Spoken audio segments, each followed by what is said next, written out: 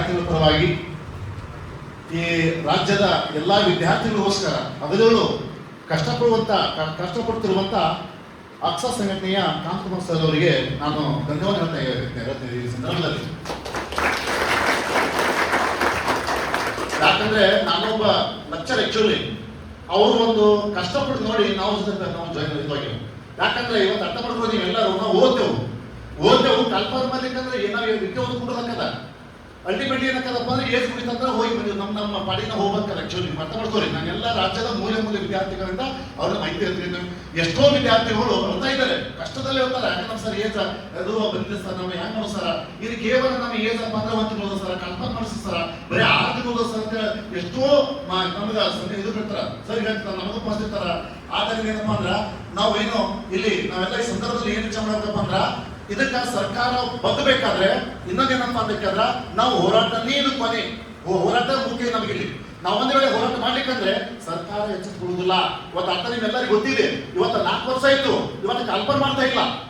ಯಾಕಂದ್ರೆ ನಮ್ಮ ಆಗ್ತಿರುವಂತ ಈ ರಾಜಕೀಯಗಳು ಅದು ಅದಲ್ಲ MLA-ಗಳು ಅವರ ಚರ್ಮ ದಪ್ಪಾಗಿದೆ, ನಿಮ್ಮ ನೋವು ಗೊತ್ತಾಗ್ತಾ ಇಲ್ಲ ಅವರಿಗೆ.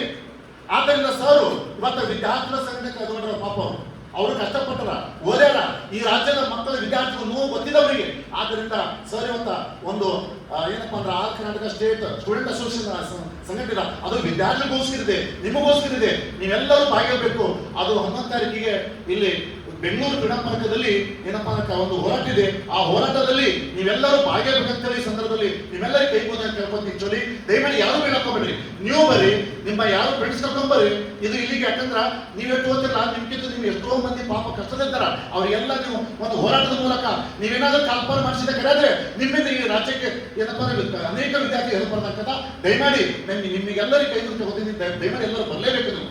ಇದು ನನ್ನ ರಿಕ್ವೆಸ್ಟ್ ನಿಮ್ಮೆಲ್ಲರಿಗೆ ದಯಮಾಡಿ ಹೇಳ್ತೀನಿ ನಿಮಗೆ. ಇನ್ನೊಂದೇನಪ್ಪ ಅಂದ್ರ ಒಂದು ಈ ಕಲ್ಪನೆ ಮಾಡ್ಲಿಕ್ಕಂದ್ರೆ ನಮ್ಮ ಸರ್ ಹೇಳಿದ್ದಾರೆ, ಇಡೀ ರಾಜ್ಯದ 31 ಜಿಲ್ಲೆಗಳಲ್ಲಿ ನಾವು ಹೋರಾಟ ಮಾಡಕ್ಕೆ ಸಿದ್ಧತೆವು. ಅದು ಯಾರಿಗೋಸ್ಕರ? ನಿಮಗೋಸ್ಕರ, ಈ ರಾಜ್ಯದ ವಿದ್ಯಾರ್ಥಿಗೋಸ್ಕರ ನಾವು ಹೋರಾಟ ಮಾಡಕ್ಕೆ ಸಿದ್ಧತೆ. ಅದಕ್ಕೆ ಮುಂದಿನ ವಿಷಯ ನಾನು ಸರ್ಗೆ ನಾನು ಕೊಡ್ತಾ ಇದ್ದೀನಿ. ದಯಮಾಡಿ ಆ ದಿವಸ ಎಲ್ಲರೂ ಜಾಯ್ನ್ ಆಗಿ ಈ ಒಂದು ಇದನ್ನ ಹೋರಾಟವನ್ನು ಸಕ್ಸಸ್ ಮಾಡೋಣ.